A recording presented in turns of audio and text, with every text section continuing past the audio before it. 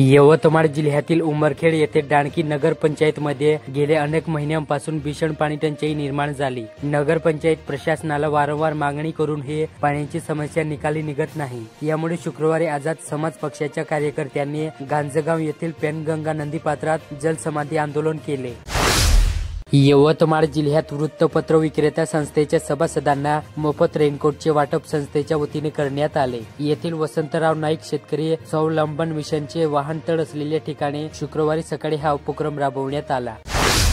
यवतमाळ जिल्ह्यात घाटंजी नगर परिषदेमध्ये गत काही महिन्यांपासून सुरू असलेल्या विविध सार्वजनिक विकास कामांमध्ये गैरव्यवहार, नियमबाह्य निविदा प्रक्रिया, दर्जाहीन बांधकाम तसेच आर्थिक अपहार यासारख्या प्रकरणावर आवाज उठवीत नागरिकांनी मुख्याधिकाऱ्यांविरोधात मुंडन आंदोलन केले।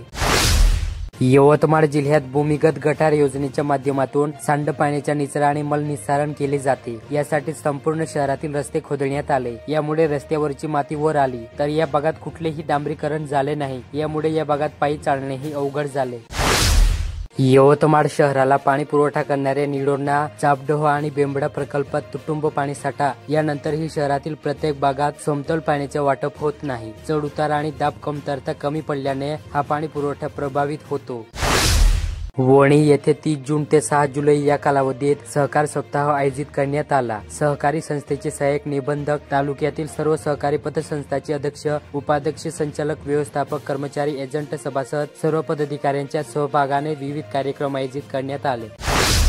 वणी येथील Maharashtra state board of technical एज्युकेशनचा निकाल नुकताच जाहीर करण्यात आला। यात येथील सुजगंगा पॉलिटेक्निकच्या विद्यार्थ्यांनी सुयश मिळवले। सर्व शाखांचा निकाल 90% अधिक लागला। मुकुटबन येथील पोलीस स्टेशन अंतर्गत येत असलेल्या आंबलोण येथील नागरिकांनी अतिक्रमणासंदर्भात एल्गार पुकारला। रस्त्यावरील अतिक्रमण संबंधितांनी न काढल्यास ग्रामस्थांनी बेमुदत उपोषणाचा इशारा दिला।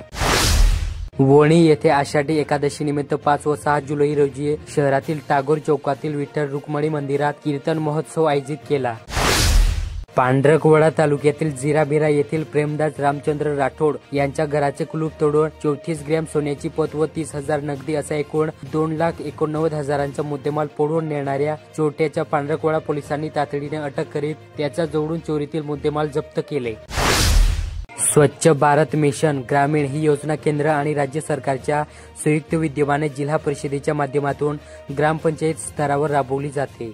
या अंतर्गत संत गाडगेबाबा स्वच्छता अभियानासारखे उपक्रम राबवले जातात। या स्पर्धेत बक्षीस मिळवण्यासाठी गाव पातळीवर स्वच्छतेसोबतच अनेक उपाययोजना कराव्या लागतात। एकंदरीत या स्पर्धेच्या माध्यमातून गाव आरशासारखे चकाकतेच दुसरीकडे लाखो रुपयाची बक्षिसेही मिळण्याची संधी असते। जरी येथील तहसील कार्यालयाच्या वतीने तालुक्यातील विविध ठिकाणी छत्रपती शिवाजी महाराजस्व अभियान शिबिराचे आयोजन करण्यात आले होते। आदिवासी समाज व इतर नागरिकांसाठी मंडळाच्या ठिकाणी सोयीच्या मध्यवर्ती गावामध्ये शिबिराचे आयोजन करण्यात आले होते। वणी येथे उन्हाळी सत्रात 10वी आणि 12वीतील विद्यार्थ्यांनी आपल्या गुणवत्तेची चमक दाखवली। त्यातील गुणवत्ताचा सत्कार तसेच भाजपचे नवनिर्वाचित जिल्हाध्यक्ष एड प्रफुल्ल चव्हाण यांचा सत्कार समारंभ भाजपचे जिल्हा उपाध्यक्ष एड कुणाल विजय चरडिया यांच्या वतीने आयोजित केला आहे। चोरी केलेले सोन्याचे दागिने घेऊन विक्री करण्यासाठी सराफा लाईनमध्ये आलेल्या 2 चोरट्यांना अटक करून दागिने विक्रीचा डाव उधळून लावला। स्थानिक गुन्हे शाखेच्या पथकाने केलेल्या कारवाईत 4 गुन्ह्यांचा उलगडा करून 1,39,000 रुपयांचा मुद्देमाल जप्त केला।